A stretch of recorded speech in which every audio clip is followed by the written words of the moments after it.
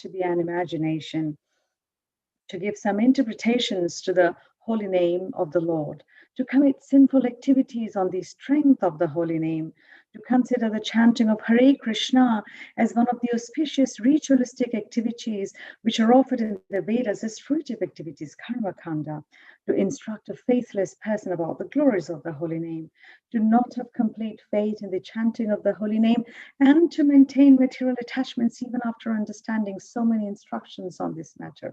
It is also an offense to be inattentive while chanting. Every devotee who claims to be a Vaishnava must guard against these offenses in order to achieve the desired success, Krishna Prema. Once again, I thank you all for joining the Bhakti Sangha morning conference call today. Please, we will go ahead and to our next session, which will be the Srimad Bhagavatam call. But prior to that, may I know who all have joined the call today, please?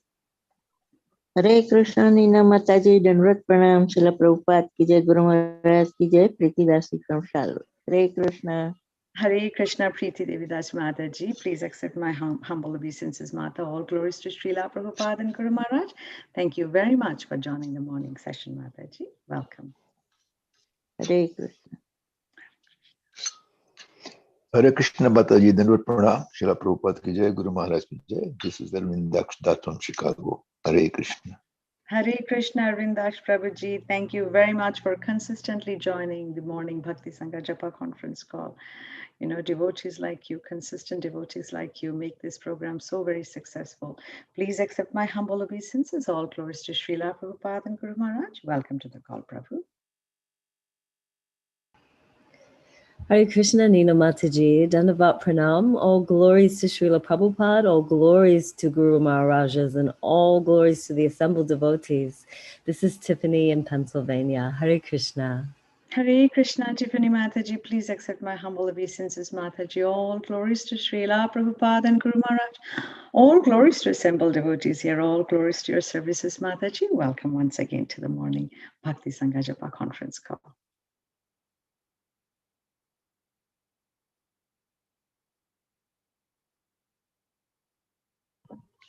Hare Krishna, Nina Mataji, Dandavat Pranam. Please accept my humble obeisances. All goes to Srila Prabhupada and Guru Maharaj. This is Radharani Devi Dasi from Baltimore. Hari Bol, Radharani Mataji. Please accept my Dandavat Pranam, Mataji.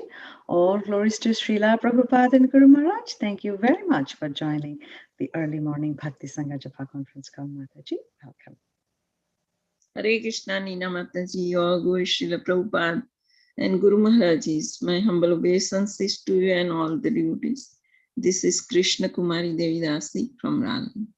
Hari Bol, Krishna Kumari Mataji. Please accept my humble obeisances, Mata. All glories to Srila Prabhupada and Guru Maharaj. Thank you so much for joining the call, Mataji. Hare Krishna. Hare Krishna, Nina Mataji. Please accept my humble obeisances. All glories to Srila Prabhupada. All glories to the assembled devotees on the call. This is Anita from Sharjah. Hare Krishna. Hare Krishna, Anita Mataji. Please accept my humble obeisances, Mata. All glories to Srila Prabhupada and Guru Maharaj. Thank you very much for joining the call, Mataji. Welcome.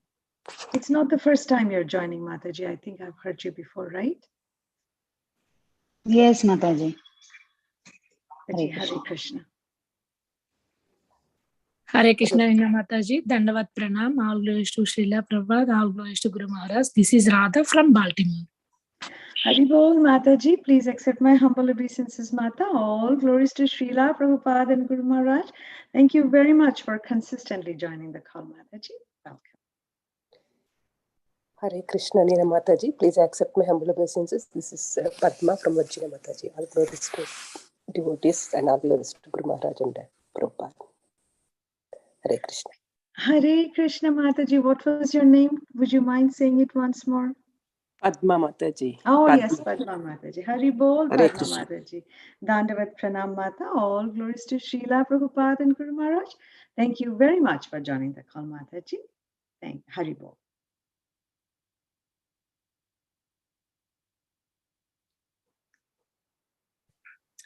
Hare Krishna Mataji, Dandavat Pranam. All glories to Srila Prabhupada and Guru Maharaj. This is Varsha from Charlotte. Hare Krishna Varsha Mataji, please accept my humble obeisances, Mata. Om glories to Srila Prabhupada and Guru Maharaj. Thank you very much for regularly joining the call, Mataji. Thank you so much. You know, Hare Krishna Mataji. Hari Bol Mataji, Hare Krishna. Hare Krishna Mataji, Dandavat Pranam. All glories to Prabhupada, all glories to Guru Maharaj, all glories to assembled devotee. This is Mohini Lakshmi from Detroit. Hari Bol, Mohini Mataji. Thank you very much for joining the call regularly, Mataji. Please accept my humble obeisances. All glories to Srila Prabhupada and Guru Maharaj. Please keep joining, Mataji. Hare Krishna. Hare Krishna.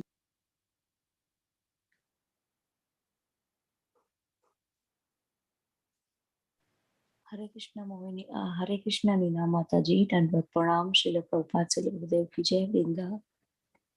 Hari Bol, Vrinda Mataji, Dandavat Pranam Mata, Srila Prabhupada Ki Jai, Guru Maharaj Ki Jai. Thank you very much for regularly joining the call, Mataji. Hare Krishna. Hare Krishna Mataji, please accept my humble obeisances. All glories to Srila Prabhupada and all glories to Guru Maharaj. This is Anuradha Devi Dasi from Dallas. Hari Bol, Anuradha Mataji, Dandavat Pranam Mata, Srila Prabhupada Ki Jai, Guru Maharaj Ki Jai. Thank you very much for joining the call, Mataji. Welcome.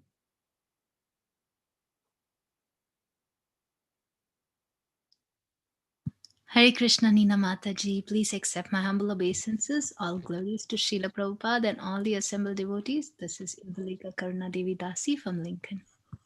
Hari Bol, Indulekha Mataji, please accept my humble obeisances, Mata. All glories to Srila Prabhupada and Guru Maharaj. All glories to your consistent services, Mataji. Thank you very much for regularly joining the call, Mataji. Hare Krishna. Hare Krishna, Nina Mataji. This is Kaumudaki Dasi from Baltimore. Please accept my humble obeisances. All glories to Srila Prabhupada, all glories to Guru Maharaj, and all the devotees. Hare Krishna. Hari Bol, Kaumadiki Mataji, please accept my humble obeisances at your lotus feet, Mata. All glories to Srila Prabhupada and Guru Maharaj. Thank you so much for regularly joining the call, Mataji. Hare Krishna. Hare Krishna Mataji, thank you. Thank you, Mata.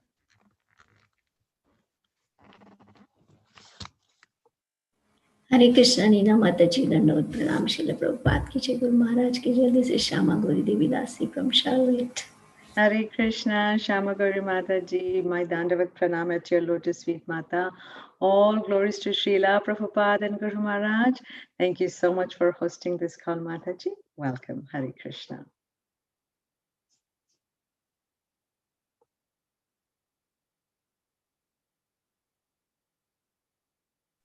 We will start the recording. Yes. I don't think Maharaj has joined us yet. We can do introduction, right, Mataji? Okay. We will proceed to our next chapter, which is we will be His Holiness Candramauli Swami Maharaj will be enlightening us on Srimad Bhagavatam from chapter 5, from Canto 5, chapter 9, verse 1 and 2. But prior to that, Tiffany Mataji will be giving a brief introduction on His Holiness. Mataji, whenever you're ready, you may take the call. Hare Krishna. Hare Krishna, Nina Mataji. Hare Krishna, dear devotees. His Holiness Candramauli Swami Maharaj is a disciple of ISKCON founder Acharya, His Divine Grace A.C. Bhaktivedanta Swami Srila Prabhupada. He is also an initiating spiritual master within the ISKCON movement. Maharaj was born in New Jersey in 1947, and he came into contact with the International Society for Krishna Consciousness in Denver, Colorado, at the age of 24. In 1973, he began practicing Krishna consciousness in New York City, and shortly thereafter began serving at the New Vrindavan Farm community in West Virginia. That same year, he received initiation from His Divine Grace A.C. Bhaktivedanta Swami Prabhupada. In 1986, His Holiness Candramauli Swami Maharaj accepted the sannyas order and began preaching in Cincinnati and Columbus, Ohio. In 1995, he began serving as a resident sannyasi in Chicago, where he was based until 2013, when he relocated to Karlovac, Croatia. At present, Maharaj offers spiritual guidance around Europe, the USA, and India. Hare Krishna.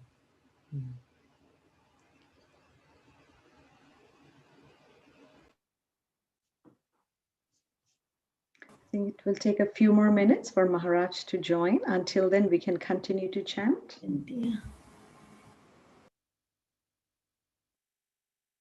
Hare Krishna, Hare Krishna, Krishna Krishna, Hare Hare, Hare Ram, Hare Ram, Hare Hare, Hare Krishna, Hare Krishna.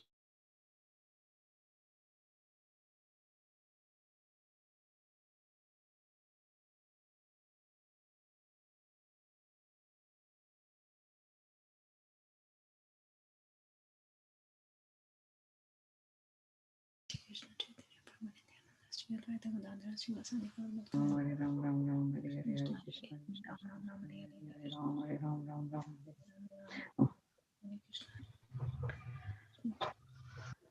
Hare Krishna Maharaj, please accept my humble obeisances. All glories to Srila Prabhupada, all glories at your lotus feet, Maharaj. Welcome once again to the Bhakti Sangha Japa conference call. I would like to announce that Maharaj will continue to enlighten us on Srimad Bhagavatam from Canto 5, Chapter 9, on verse 1 and 2. Maharaj, whenever you're ready, you may take the call. Hare Krishna. Omagyan Timidandasya Ganajana Salakaya Chakshurun Militam Yena Tasmai Shri Gurave Namaha Shri Chaitanya Manobhistam Stapnitam Yena Bhutale Swayam Rupa Kadamayam Dadati Swapadantikam Nama Om Vishnu Padaya Krishna Prasnaya Bhutale Srimakti Bhakti Vedanta Swami Tinamine Namaste Saraswati Deve Gaudavani Pacharine Nirvishesa Sunyavari Pustyatya Satarine Vanchakalpa Tarubhischa Kripa Sindhu Pevacha Patitanam Pavanebhyo Vaishnavebhyo Namaho Namaha Jai Sri Krishna Chaitanya Prabhu Nityananda Sri Advaita Gadadhar Srivasadi Gaur Bhaktivinoda Hare Krishna, Krishna Krishna, Hare Hare, Hare Rama, Rama Rama, Hare Hare. So we need the verse.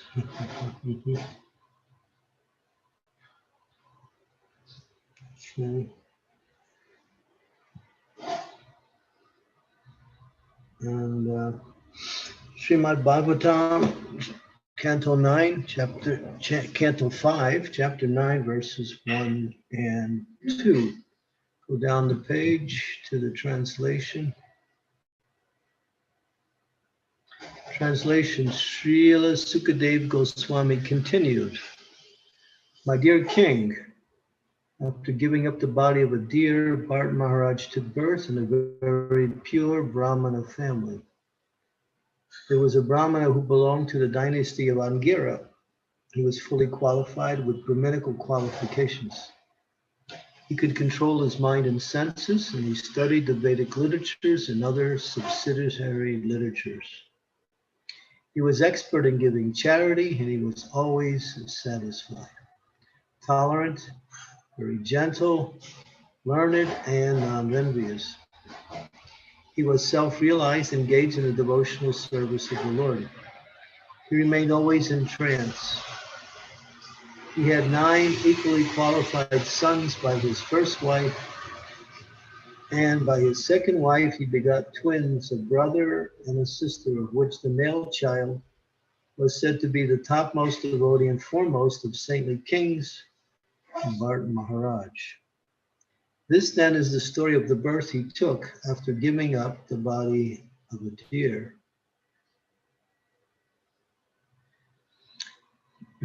Purport. Bharat Maharaj was a great devotee, but he did not attain success in one life. In Bhagavad Gita, it said that a devotee who does not fulfill his devotional duties in one life is given the chance to be born in a fully qualified Brahmin family or a rich Kshatriya or Vaishya family. Suchinam Srimatam Gehe. Bharat Maharaj was first born son of Maharaj Rishabh in a rich Kshatriya family, but due to his willful negligence of the spiritual duties and his excessive attachment to an insignificant deer, he was obliged to take birth as the son of a deer. However, due to his strong position as a devotee, he was gifted with the remembrance of his past life. Being repentant, he remained in a solitary forest and always thought of Krishna. Then he was given the chance to take birth in a very good Brahmin family. Om again, Srila Prabhupada Ki Jai.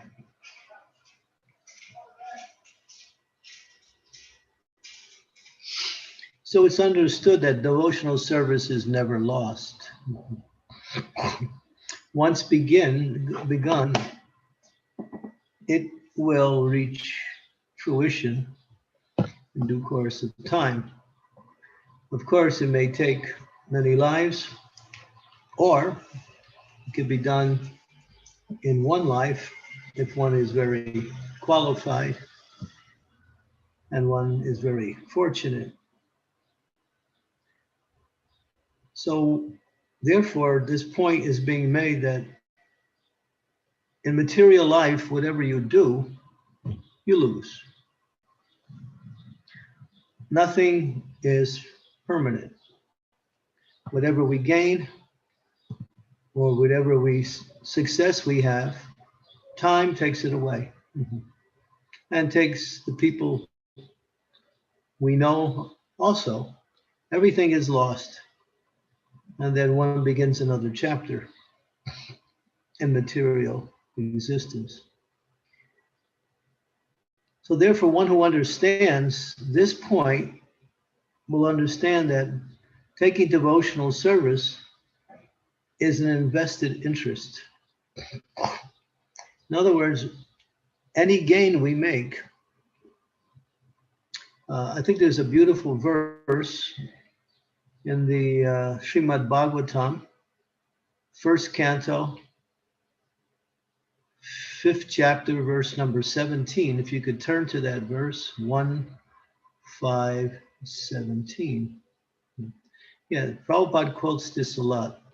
Tvaktva Sudharma Charanam Bhujam Harer, Vajan Napokaptat Tato Yadi, Yatrakta Kav Avrubhadra Mabura Musa Kim Kovarta Apto Vajitam Swadharmataha. Translation. One who has forsaken his material occupations to engage in devotional service of the Lord may sometimes fall down while in an immature stage.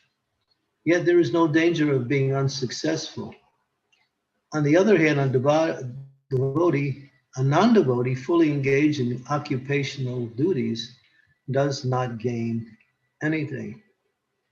So there's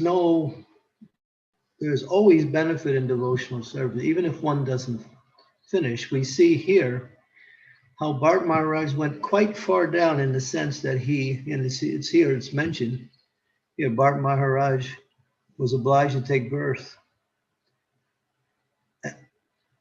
as a stag due to his intimate attachment to the stag. He thought of this stag when he died, as such in his next birth he became a stag, although he did not forget the incident of his previous birth. Chitraketu also fell down because, stop moving the thing, I can't follow it. Chitraketu fell down due to his offenses at the feet of Shiva.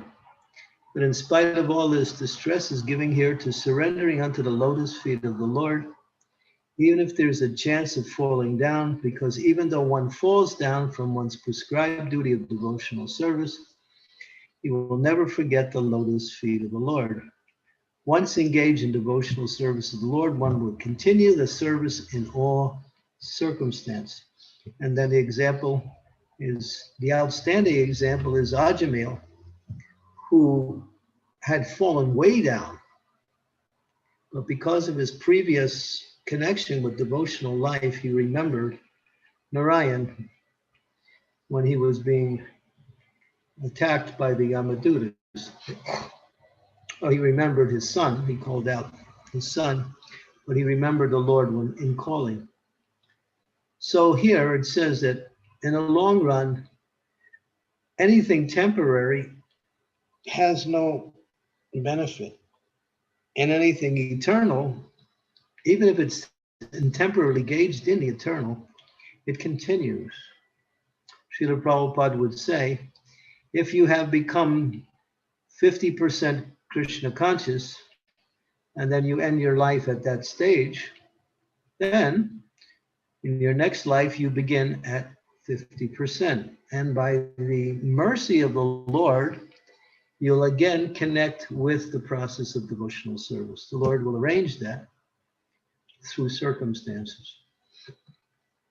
So we see how beneficial devotional service is, that one will always be in the best position to connect with Krishna and continue. So, of course, the goal is to become fully Krishna conscious.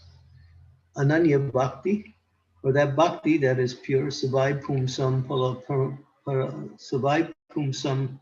Dharmo, Yato Bhakti Ahoksaje, Hoituki Priyata, Yatma Supersedati. This verse delineates pure devotional service,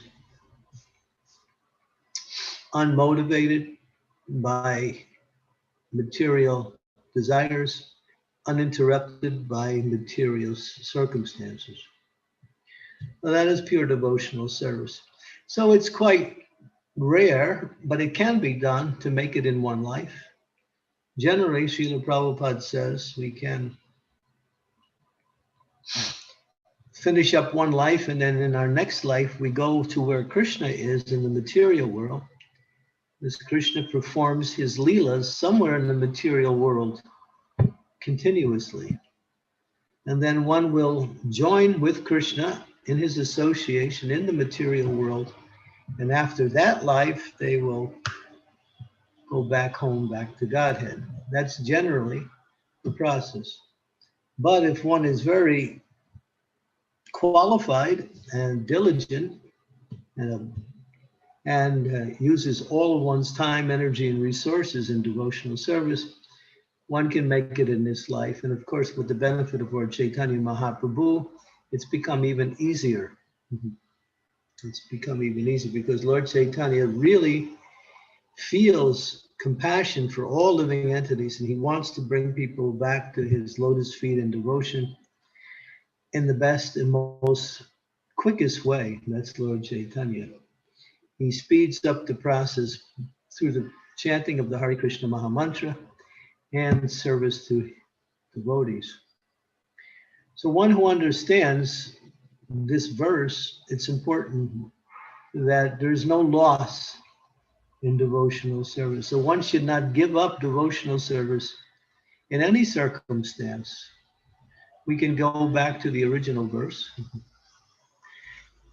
That means that even if it's difficult, even if there is some reverses, or even if one falls down, still, because it's the nature of the soul to engage in service to the Lord, we are in the best situation. And as it says in the purport, that even if you don't make it, you get a good birth and you begin again. Suchinam Srimatam Gehe is that verse from the 6th chapter of Bhagavad Gita, to assure one will get a good birth in the next life. So sometimes we might conjecture, and the conjecture has some validity, and that is some of us have performed devotional service in our previous life, and now we are picking up from where we left off in last life. Hopefully we can finish in this life. Bharat Maharaj, you see what kind of birth he got. He got a very, very good birth in a very, very devotional family. His father was absorbed in devotional service, and he created progeny that were qualified on the same level as he was. But you'll see, as the pastime unfolds, Bart Maharaj, now he has a new name. He's also named as Bart. He's given the same name, Bart. But because he acted contrary to the rules and regulations of devotional service, not to devotional service, he was seen as Jadabarai. Jada means dull. It appears that he didn't know what he was doing. He seems like he was an ignorant dullard. But actually, he was on the highest platform of bhakti because he simply arranged his activities so he wouldn't be again caught up with any kind of material attachments. Because even in the best situation one finds himself in, one can be diverted away from Krishna consciousness. Just like, nobody was going to glorify Bart Maharaj in this particular birth. Why? Because he didn't show any of the symptoms of a great devotee. So we know that glorification of a personality can, and not always, but can have the tendency of a person to accept these things as one's character and become proud. And if one becomes proud, it becomes difficult to get the mercy of the Lord. And pride can also lead to a fall down. So he was avoiding getting any kind of glorification or any kind of benefits for being a devotee. Although he was a Mahabhagavat, practically, he was fixed in loving devotional service to the Lord. But he never showed it externally. He kept it within his mind and within his heart. In some activities, you'll see how he played that out by acting in a pure devotional way, especially when you get to the part where he instructs King Rahugada. That becomes clear of the quality of his devotional life. So here we find the benefit of devotional service, and it's illustrated in many places throughout the Shastra. Never think that devotional service is like ordinary material activities. It may appear from the external point of view to be the same thing that the non-devotees perform. The only difference, which is a significant difference, is the consciousness. Consciousness makes the difference. Consciousness is the principle that is the difference between a materialist and a spiritualist. And the consciousness that one applies in activities when it's directed towards Krishna, it's called devotional service. So a devotee may do similar things that the non-devotees also do in the world, but they do it for Krishna. They do it as a service to Krishna, with a desire to please Krishna and with a desire to elevate and purify their own heart. So this verse is important, extremely important, to see how merciful the Lord is. Bart Maharaj was such a great soul, and even though he fell, it says here, fell down due to negligence of his spiritual duties and his excessive attachment to a deer. And because of that attachment, excessive, not just attachment, excessive attachment, he became a deer. This is very significant to note because we have to be careful. How do we get attached in this world? If we become overly attached to friends, family members, pets, or anything in this world, if that attachment becomes excessive, then we may be forced to take a birth in that same species of life. Sometimes it says that, man becomes so attached to women that in his next birth, he becomes a woman. A woman becomes very attached to men, and in the next birth, she becomes a man. In either case, it's the material attachment and causes us another birth in the material world. So, and therefore one has to develop their attachment to Krishna. Getting attached to Krishna is not hard because Krishna is all attractive.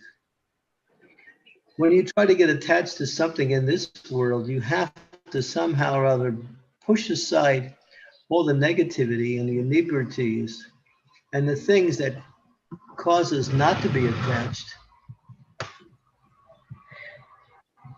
But with Krishna, there's nothing like that. Everything about Krishna is wonderful. His qualities, his activities, his beauty, which devotees really seem to get attached to the most, how beautiful Krishna is. In so many ways that he exhibits his beauty, the way he dresses, the way he speaks, the way he deals with others, the way he, and just his personal countenance, his personification of extreme beauty. So getting attached to Krishna is not hard. It just means applying our attention in that direction. Because Krishna is not only attractive, he's interesting.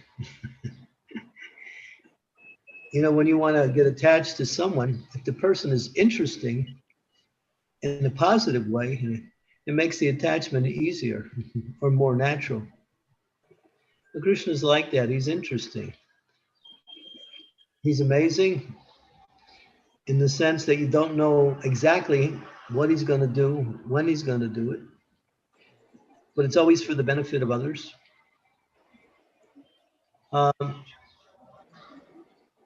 He acts only for the pleasure of his devotees or for the upliftment of his devotees.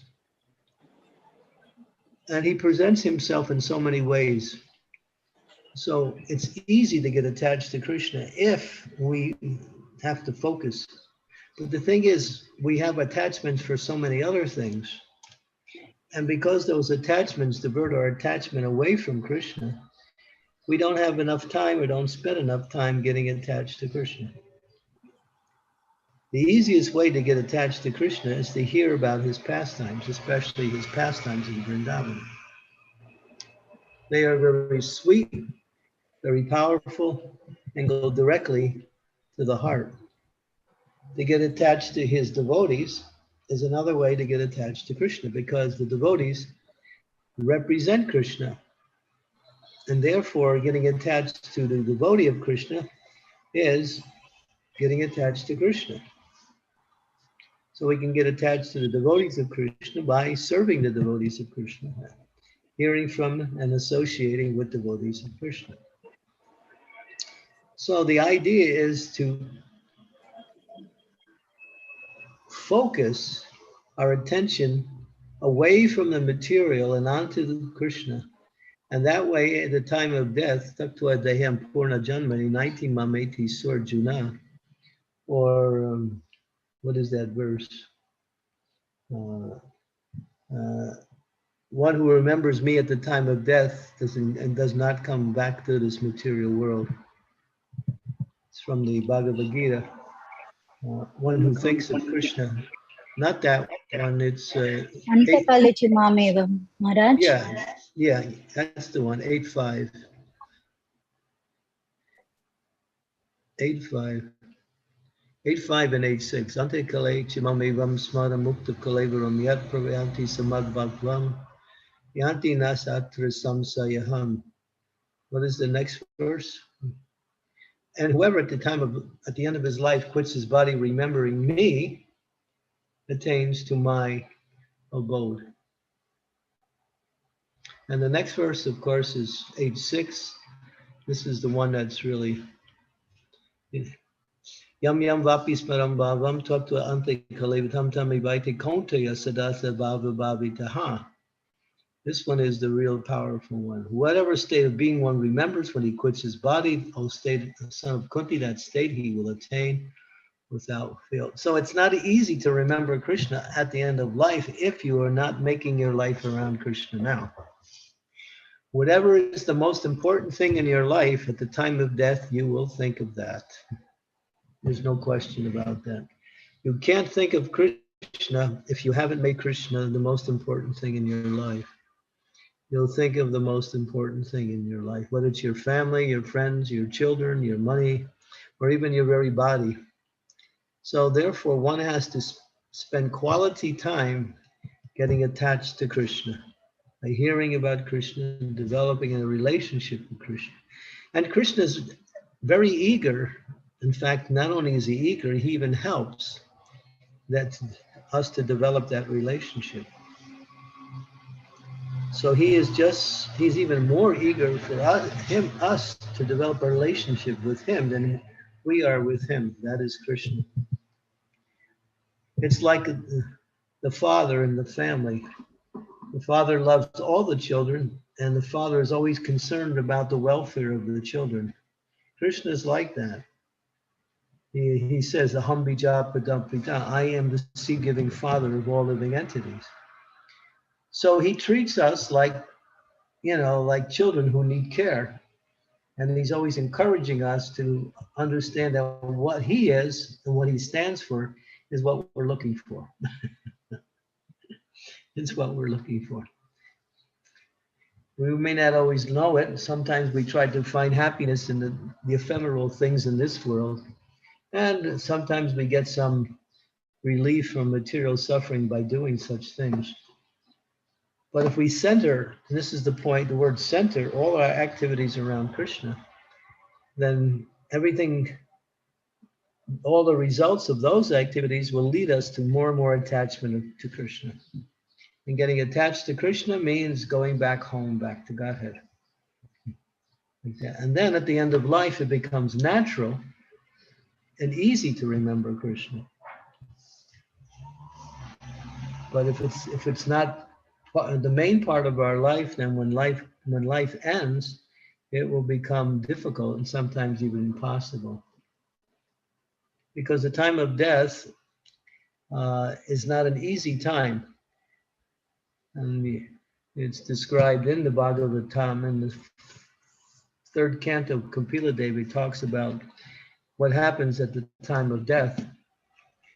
And so to keep your focus on Krishna is not so easy. But if you've been practicing Krishna consciousness your whole life, then Krishna is there to help you.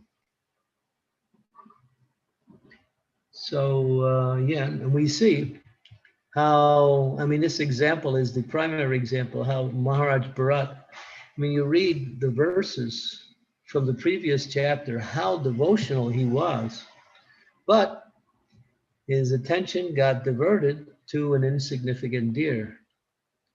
And because of that, he had to take birth in that way. So this is a very instructive pastime showing how attachment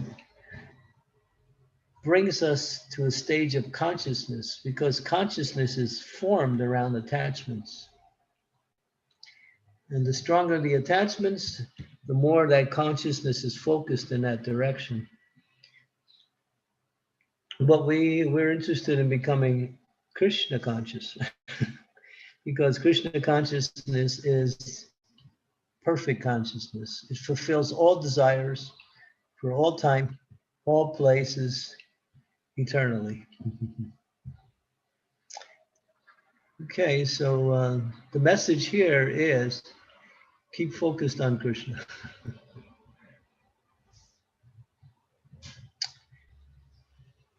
Any questions or comments? Thank you, Maharaj. What a wonderful nectarian class as always. And you made this difficult thing seem so simple. Yeah, it's easy to get attracted to Krishna. It's easy to get attached. Thank you. And thanks for telling us the ways how to do it again and again. We do need the reminder. Wonderful class, Maharaj. Thank you. Devotees, if we have any question, we can unmute and ask Maharaj, or you can raise your hand, whatever you're easy with. Good morning, Maharaj. This is Linda in Michigan. Can you just give a short I don't know snaps on how we can best disassociate ourselves from the material elements and focus, on Krishna more. I find, when I wake up in the morning, it's like, oh, I see this and I see that, and it has nothing to do with the Lord. It's just an accumulation of stuff, and we're in contact with a lot of material things, but we have to see them for what they are. They're just necessary. They may be necessary parts of our living in day to day, but the living is not the goal of life. Loving is the goal of life. We don't love these things. We use these things. And so they're there. They'll be there. And if we lose them, we can always replace them. They're not such, but love is the main thing, which opens up the heart and brings complete satisfaction and happiness. And that's found in Krishna. So bringing in Krishna more and more, it's like bringing in the sun more and more. You bring in light, you bring in heat as you increase the presence of the sun. So in the same way, we can minimize to the point of necessity our connection with our material things. In other words, use them, but don't overuse them. Keep them, but don't accumulate them where you just keep accumulating more and more of the same thing. Whatever you have that's necessary in order to live nicely, that's fine.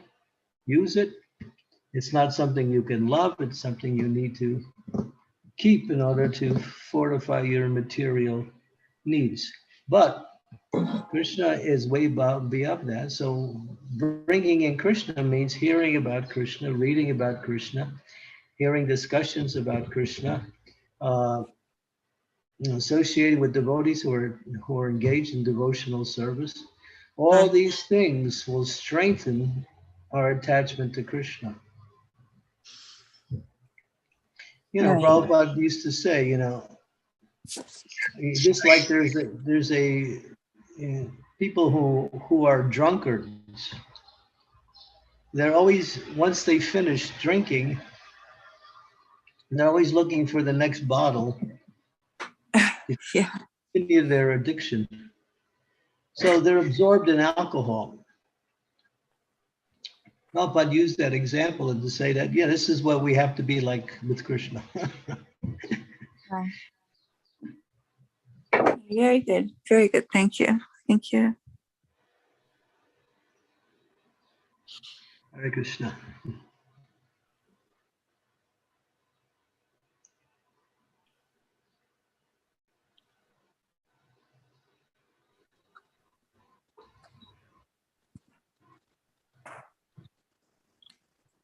Do we have any further questions for Maharaj?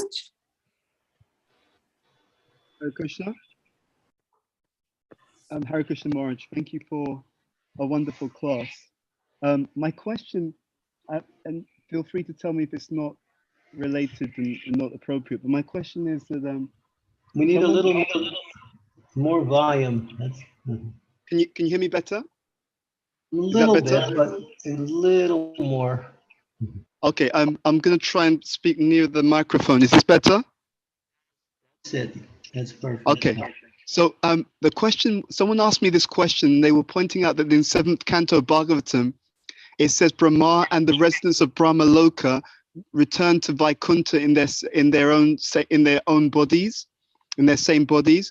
But I'd read or heard somewhere else that Brahma, in his spiritual form, has the form of a maidservant. And I just want to know, is there a way to clarify whether he returns to Vaikuntha in his own body or if he has a different rasa? So is there any comment that you can make on that, please, Maharaj? Is the same Brahman, because there are a number of Brahmas, and when you refer to Brahma in the Bhagavatam, sometimes they talk about different Brahmas. There's a Brahma who's a pure devotee, and there's a Brahma who's not a pure devotee. So there is, just like in the third canto at the end, it says that Brahma, he actually, at the end of his life, goes to the spiritual world, but then again, because he's not qualified, he again comes back to the material world. So there's, I would have to hear a little bit more about the particular, referring him to as a maidservant means that more or less he is in that mood of, Madhurya Ras. Yeah. So, but then again, which Brahma are we referring to? If that's the Brahma we're referring to, then the question is that, that's the pure devotee Brahma. That's in the Brahma Samhita when he's actually glorifying. That's the original Brahma when Krishna spoke. The prayers, which later became the Brahma Samhita. Thank you, Maharaj. That makes complete sense. I did give that answer, but I just wanted to check to see if I was accurate, because I also said the same thing, that there's different Brahmas in different universes, so they could actually have different destinations. Thank you so much for clarification. Thank you, Bhuta Bhavana Prabhu. Hare Krishna. Hare Krishna Maharaj, please accept my humble obeisances. All glories to Srila Prabhupada. Thank you for such another beautiful class. And I have a question. You kind of, as you were speaking of becoming attached to the devotees, I started to think about being attached to your Guru, a Guru Maharaj, and how, because we've heard, at least I've read or heard stories about how when devotees are leaving Srila Prabhupada, they sometimes, see Srila Prabhupada coming for them and to take them back and things like that. And then I was kind of thinking, if we are attached to our Gurudev and, and they go back to Godhead, how does that affect us? I mean, does that, okay. Well, that's, depends on your power of devotion. You can have Prabhupada as your spiritual master, or someone, it's hard to find anyone equal to Prabhupada, but doesn't mean you're going to go back to Godhead. One has to come up to the standard like that. But the more powerful the spiritual master is, the more easier it is for you to receive mercy, because all of the spiritual masters are receiving mercy from Krishna. So the more powerful a guru is, the more he's receiving mercy from Krishna, and the more he's giving that mercy to us. So there are different spiritual masters on different levels of spiritual attainment. Like that. So in any case, that's incidental. What's important is that we have to do the work. And Prabhupada used to say that the birds, they fly in a flock, but still each bird has to make its own effort. He would use the word, you have to fly your own plane. Although you may take help from other planes, or birds are taking help from other birds, still It's your effort that's going to make the difference. How much you can access mercy from others and use that mercy in your own practice of Krishna consciousness. So the mercy's there. It's up to you how much you can take or how much you can access.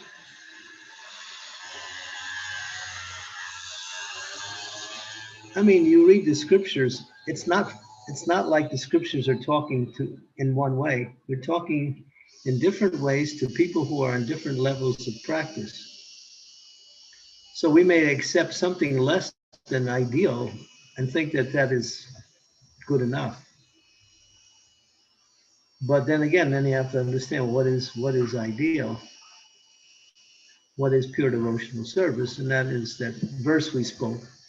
When it's unmotivated by anything material and uninterrupted, that is pure devotional service.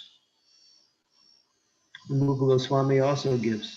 So to whatever degree you have reached pure devotional service, this verse we're speaking about today gives some indication that if one falls short, they pick up wherever they are in their next life. So that next life is a benefit, a benediction to continue. Death does not stop one's progress in devotional service. It just switches one to a different position, situation where one can pick up again from where they left off. But therefore, do your best. Get as far as you can in this life. Don't think, now we have to be careful because this verse it is concessionary. We should think, well, I'll just go so far and then I'll get a nice person in my next life and then I'll pick up from there. But Prabhupada would say, whatever's keeping you here in this life, you have to face that again in your next life. That same block, that same attachment will again be something you have to overcome in order to continue to make progress. So this is not concessionary in the sense that it allows us to take it easy. The Christians used to criticize the idea of reincarnation, saying that one life, that way if you say simply one life, then you have to try your best in this one life. If we say you have many lives, then they say, well, that's giving you too much leeway and you may not become serious enough. But no, it's actually just the nature of the soul that it does not die, and it doesn't stop wherever that particular birth ends. It keeps going in that direction. So the best thing, or the most efficacious and most effective thing is to seek out the association of advanced devotees. And this is where you'll make your progress. Thank you so much, Maharaj, for your answer. It was beautiful and gives me a lot to meditate on. I'm very grateful. Thank you. Hare Krishna. Hare Krishna. Bhuta Bhavana Prabhu, you have another question. Hare Krishna Maharaj, thank you. So yeah, you mentioned just now, you were talking about mercy. Little closer. Sorry, yes. Maharaj, you were speaking about mercy and the importance of mercy. And I just wanted to understand a little bit more about this, because we sometimes see that even, let's say, devotees who have not been practicing for so long, they may be able to do something that has an externally big effect, let's say, or communicates to many people. And then we also see that others may be around longer, but we can see that those people who are around longer, externally there isn't as much going on maybe, but they definitely are much more realized in their Krishna consciousness. So how do we understand the manifestation of mercy? Is it the external preaching effect? Because we sometimes say that Prabhupada, he was able to spread Krishna consciousness all over the world. And yet at the same time in our teaching, we know that in Vrindavan, there are very pure residents of Vrindavan, but they're just engaged in their service to Krishna there. They're not necessarily spreading Krishna consciousness all over the world. So how do we understand that mercy is manifesting? Well, sometimes we discuss this point and we say, well, what is actually mercy? I mean, it can be defined in so many ways, but we'll get to the essence of mercy. Mercy means the opportunity to associate with advanced devotees and to engage in devotional service. If you get that, that is the best form of mercy you can get. That association, but it has to culminate in service. So sometimes we say the opportunity for service is really the essence of mercy. Thank you so much. That makes complete sense. Yeah. And if we can find that service in the association of advanced devotees, then the power of that service is greater.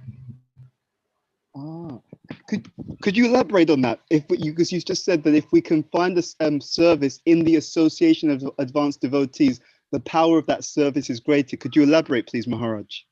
Yeah. Let's see, what is that verse? I'm trying to think. The last part of the verse is great service is done, and by such service one gets an affinity. Yeah, Sususho Shradanasya Vasudeva Kataruchi Shamaya Seva Pipa Vipra Punya Sarvana Chaitana. Let me see. Sususho Shradanasya Vasudeva Kataruchi Shamaya Seva Vipra Punya Tirtha Nasevana. By rendering service to great souls, great service is done. By such service, one gets an affinity to hear the message of Vasudeva. When you serve great souls, it awakens your desire to hear and chant the glories of the Lord. Which Thank you, takes Maharaj. you to the platform. Yeah, takes you faster along the path of bhakti. Yeah. Wonderful. Thank you so much, Maharaj. That makes it very clear. Yeah. Thank you for that interesting question.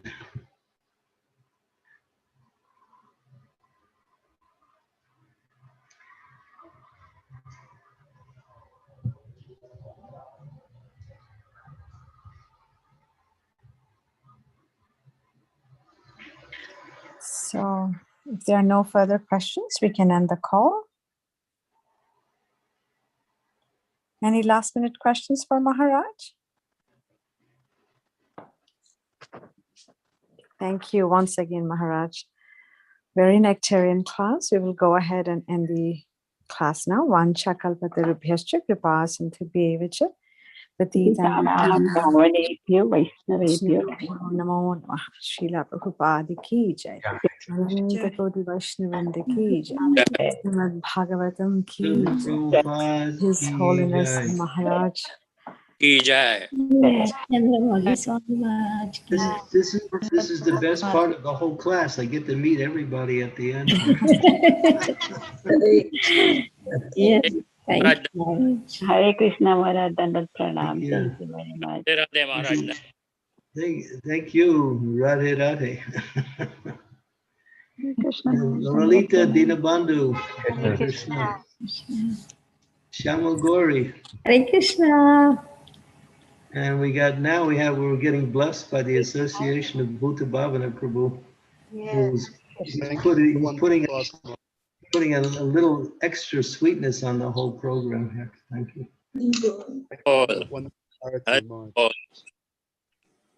Hare Krishna Maharaj. Dandavat Pranam.